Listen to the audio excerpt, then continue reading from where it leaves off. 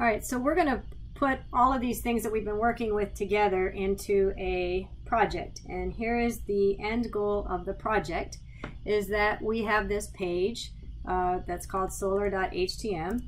And if we right click on the page, we will notice that I'm going to go to my network. Now my web server is currently running. When I load the page, you'll see that there is a request that's made to my local web server. Response is sent back. And the idea behind what we're about to do is we are going to utilize the forecast web page that we have been using our examples of Json with. And the idea here is if a button is clicked, let's click on Chicago, that you'll see this GET request is being sent without reloading the page. So it's sort of a stream that's open up behind the scenes. The page, their request will, or the page will wait for that request to come back, but it doesn't lock up this web page in the meantime. So our user can still utilize our page while behind the scenes data is being retrieved and then being returned to our updating our page dynamically without locking up our web page and without reloading our web page. And so simply by sending that forecast website some longitude and latitude, requests are being sent while this page is still staying open, it's not reloading. Requests are being sent behind the scenes, data is being sent back from that web service and updating our web page here. Just to kind of put that into perspective here, let me show you this little slide that I put together just to kind of put the concepts or the words into visual. So we have something that we called Ajax, and that's what we're implementing here. And the word Ajax stands for asynchronous, JavaScript, and XML. XML is a data format that was used a while ago, but it is being outshined or oututilized by Json. So now we use Json instead, but the acronym still remains. And so the idea behind Ajax is this asynchronous call, in other words, sending and receiving data from the server without reloading our page, which is what we just saw in this example a few minutes ago. The idea here is that that forecast website is sending us back JSON data, and we're going to parse out that data to update our page here without reloading. We've sort of seen examples of that in some prior videos. And we're going to use this thing called XML Http Request, and look at that, it is case sensitive. Again, XML lingering from technology that was used before. So even though it says XML, we're going to be utilizing JSON, but that's the name of the object, and that object still lingers, and we're going to use this object's methods to send and receive data from a web service and update our web page accordingly. So that's the concept that we're going to be working on here.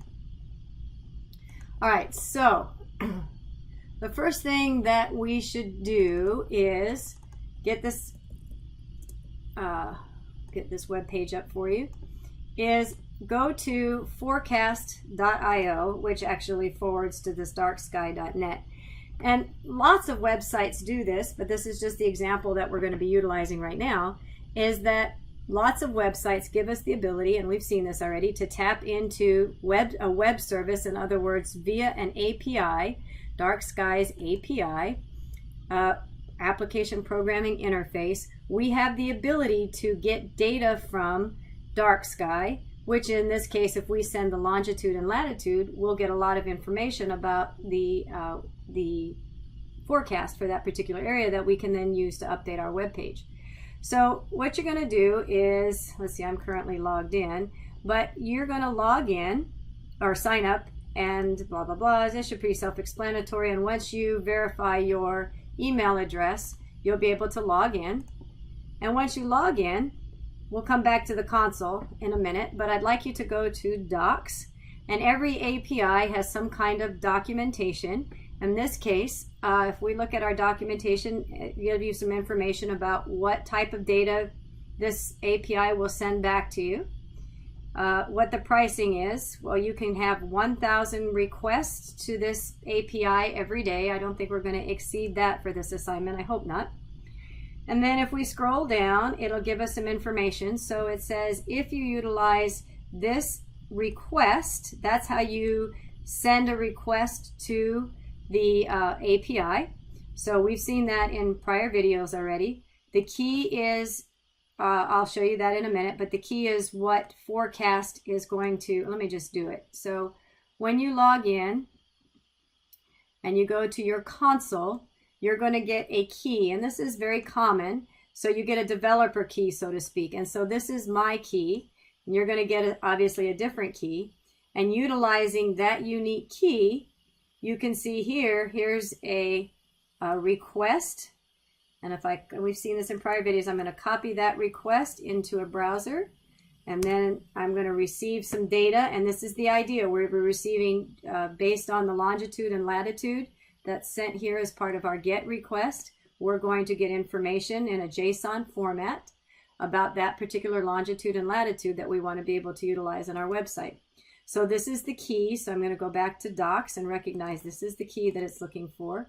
So we were down here, and so there's the key, and then there's the things that are required are the latitude and longitude, and they're separated by commas, and you can see that here. So here's a latitude, comma, longitude. So if we send this format to this website via a GET request, which we've seen how to do already, then we're going to get this sort of data back, and we've also seen this from prior videos.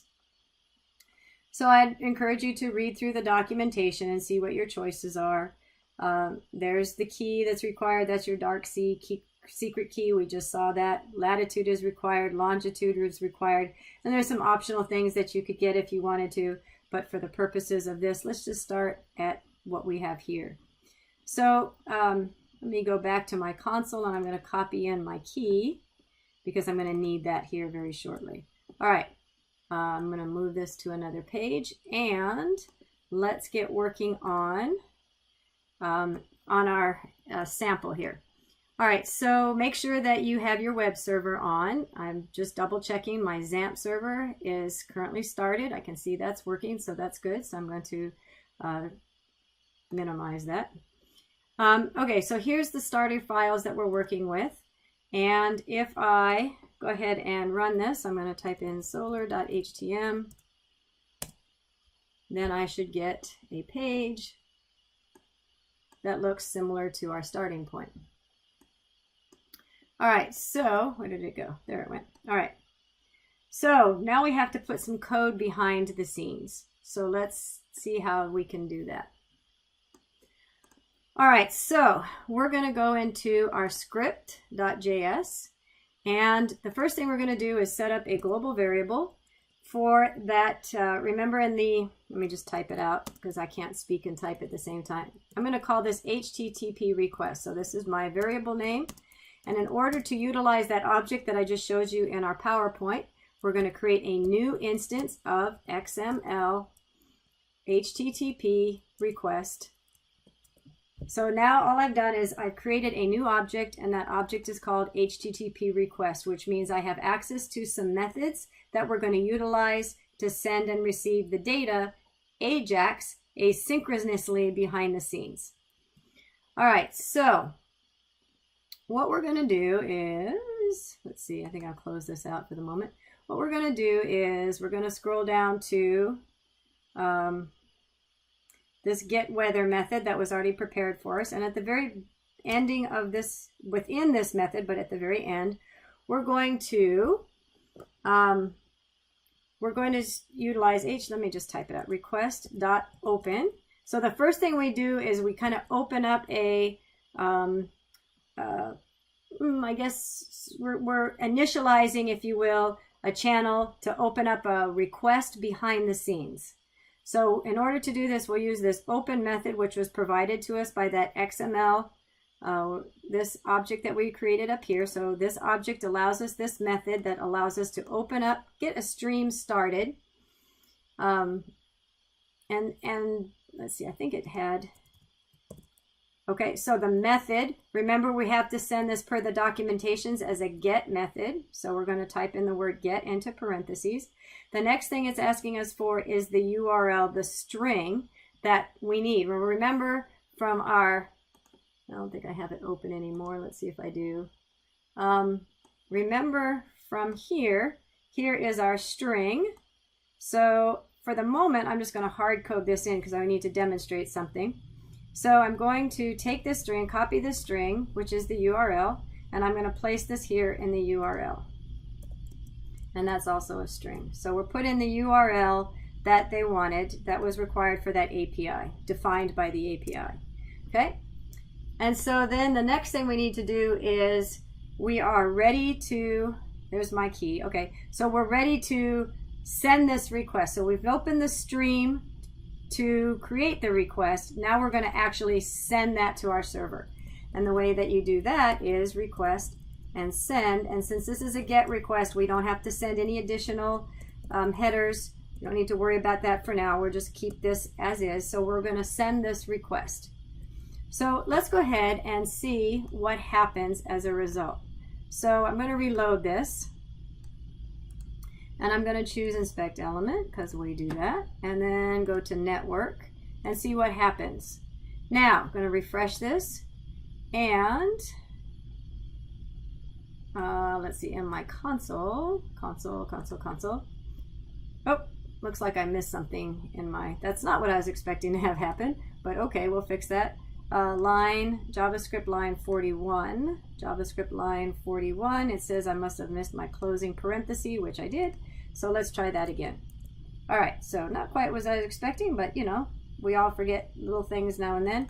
So let's go back to load this again and see what happens. That's the error as I was expecting. All right, so we get this error that says cross origin request blocked.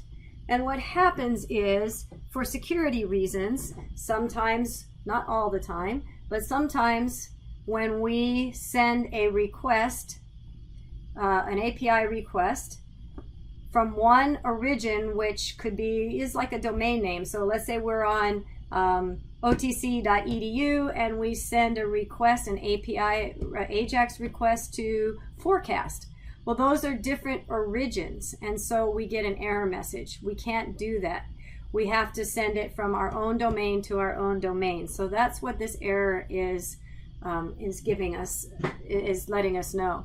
So in this particular example, to get around that, we have the ability to, or what we ended up doing, let's see if I can get back there, is we're utilizing a PHP script. So the idea behind PHP, and PHP is not something that we are learning in this particular class, but the idea here is that because the PHP file exists on the server, that the server is not also prone to that same origin rule. And so our PHP script here that we have in our example is going to send out our request to the forecast. There's our latitude and longitude, and when it returns, we'll utilize the data that the server returned to us. Instead of sending it from our JavaScript page directly, we're sending it to our server PHP page, and this PHP is going to send us, get and send us back that information. So we don't have to really understand how this is working, with one exception. We can see that, well, I don't really understand all of this HTML stuff, but the point is that it's going to send out that URL for us, and then send us, it's going to go read that file here in this method here. But what we need to do is replace this API key with our API key. So make sure you come into this PHP file and copy your key and put it into the API. And now what we have to do is we're going to send the PHP the latitude and longitude with the get URL, and I'll show you how to do that in a minute. And the idea here, and again, you don't have to know PHP, but what's going to happen is when this page gets called from our JavaScript, it's going to get the latitude and longitude that we send, and then that latitude and longitude is going to be sent from PHP to forecast to get our JSON file back. All right, so if we look at, not solar, we're going to go here. So I'm going to, instead of sending this request this way, we're going to send our latitude and longitude to our HTTP, or to our PHP page. So request.open, again, we're going to send it as a get, and we're going to call solar.php question mark, And then it wanted, let's see, we needed it to have a LAT, so we're going to send it LAT. LAT equals, and then latitude we're getting from here, so we're going to put latitude, oops, plus latitude plus, we're sending a second key, which is LNG, and that's because we can see that it's expecting an LNG file. And I don't expect you to know this PHP portion. I'm just explaining what the book is doing so that you can understand what the concept is. All right, and so, or be able to emulate it in the example. LNG equals, and then we're going to do plus longitude. Assuming I can spell longitude, which I can't, so longitude, there we go. All right. So now that we're doing that, let's see if our PHP is going to be able to successfully send out, and we weren't going to get that error again. So let's see. So now I'm going to inspect my element. I'm going to go to network, reload, and now there's my gets. You can see that looks like things are working. If I go to console, I'm no longer getting that, but this is a good error message. I forgot about this. Okay, yes, I forgot about this. All right, so I'm getting this XML parsing, no root element found. What the heck is that? Well, when I started this particular example, and I loaded it, I'm loading it from solar.htm, which is, well, from the, let me back to, I apologize. I am loading this as a local file. Now remember, a local file is not being sent to my server. So in order to send it from, to make this call to the server, because I'm running PHP, I need to send this from local files. So let's go back to localhost. And then this is in, what folder did I put it in? I think I put it in forecast. There it is, forecast. And now if I run solar.htm, now we should work. Okay, so now I'm not getting errors. So now we are actually sending information to the network. Good. There's my PHP. You can see that that PHP file received my request. Let's just look at that real quick. It received my request, solar.php, in the form of a GET request. So the question mark was sent saying I'm about to send you key value pairs. We sent out latitude equals, ampersand indicates a second key value pair. There's our key and then the value. So then our PHP page sent out the request for the data, which we haven't received back yet. We haven't done anything with it. All we've done right now is send out a request, and we've allowed our PHP to send out that request. All right, so now let's get that request back into our page so we can do something with it. All right, so let's see. Let me come back to, all right. So now we need to be able to get the data back. All right, so what we're going to do is you're going to utilize that object again, and we're going to use something called Onreadystatechange. And Onreadystatechange is going to keep track of that request. In other words, as soon as that request is sent, remember that request is not going to lock up our web page, but we're not going to get a response back right away. So there's actually 4 stages of that request response transaction. And when we finally get stage number 4, that means we've gotten that payload back. That means we've gotten the whole JSON file back. And so Onreadystatechange is going to keep track of those stages. And all we really care about, we don't care about stage 1 that we've initialized this contact and we're waiting for a response. We care about the fact that we've got that stage 4 back, meaning we've got the response and we can do something with it. So it's like waiting for your entire response to come back. So what we're going to do is we're going to say Onreadystatechange, and I'm going to call a function. So I'm going to say a function. So the point is that every time that there is a change, that HTTP request is going to be sent, and the server and this object are going to be talking back and forth, and that server is going to say, well, I'm at stage 1, and that's going to trigger off this, well, ready state change is 1 now. So this HTTP object is going to wait for all of those changes to be registered, so to speak. So each change, each time that server sends back a new status or new stage change, if you will, I'm at stage 1, I'm at stage 2, I'm at stage 3. Each time those stages are sent back to this object, we're asking that object to run a function, and we're going to create this function. A function, users function.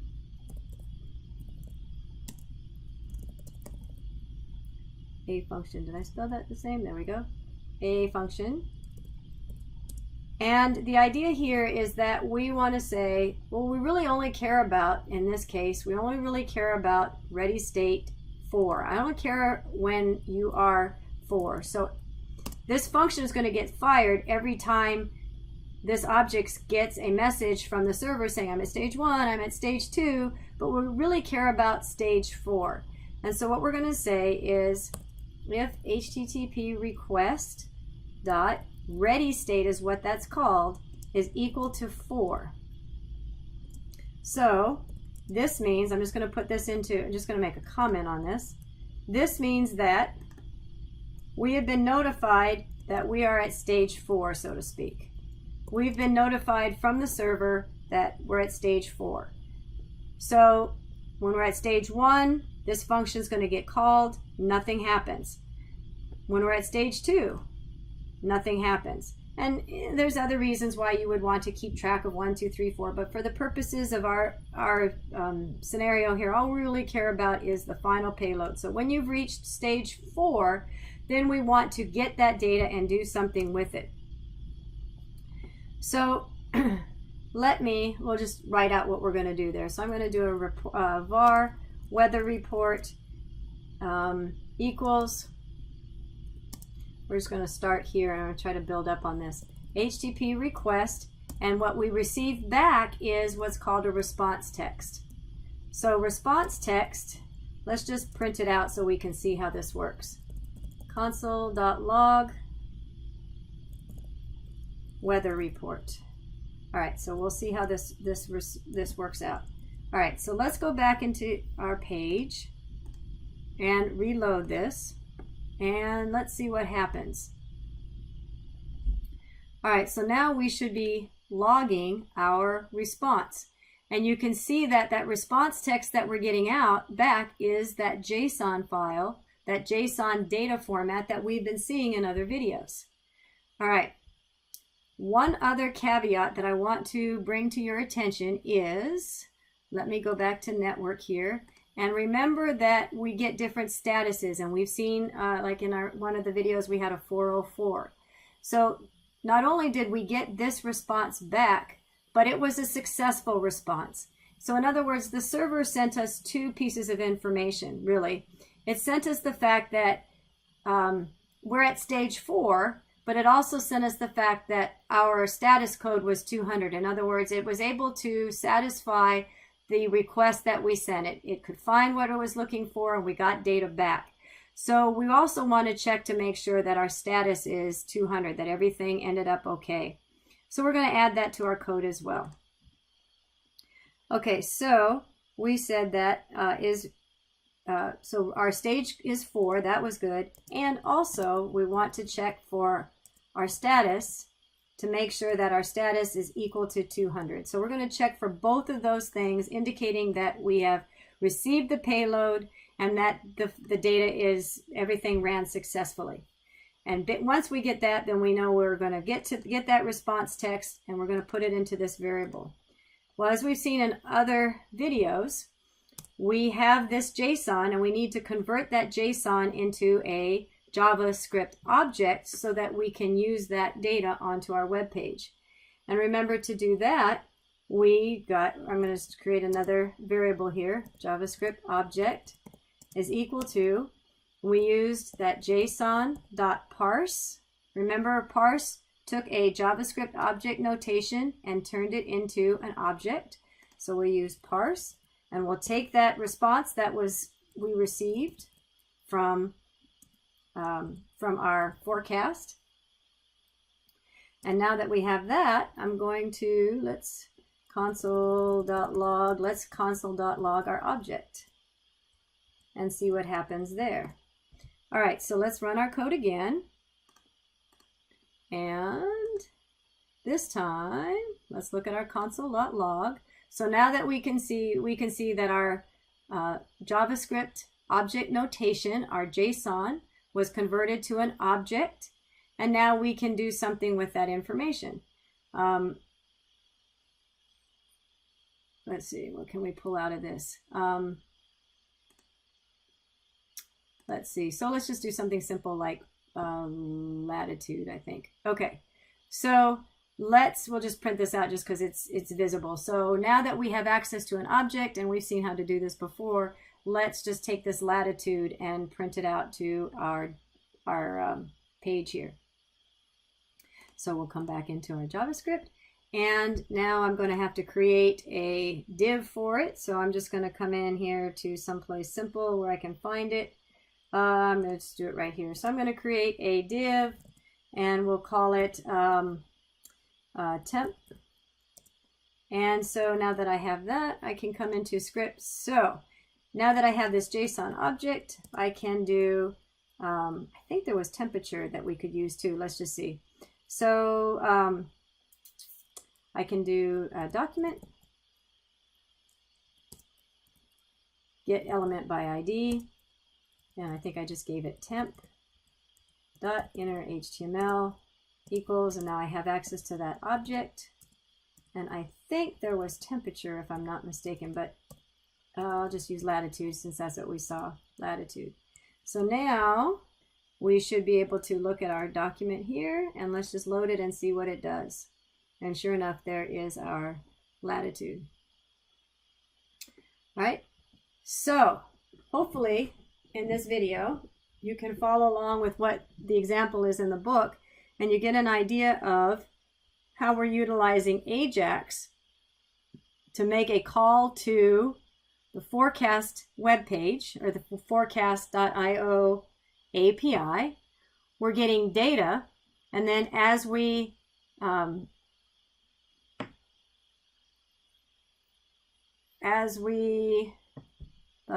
anyway, that, sorry, there we go. As I guess those aren't hooked up yet to the speak, Kirsten, to the function, but that's part of the project in the book. Anyway, the point is that we've got an Ajax, we're making an Ajax call to forecast.io, which is providing us a API, an application programming interface, that if we send data via a GET request, sending the latitude and longitude as GET parameters, that we will receive back a JSON file, which is this string of data of key value pairs.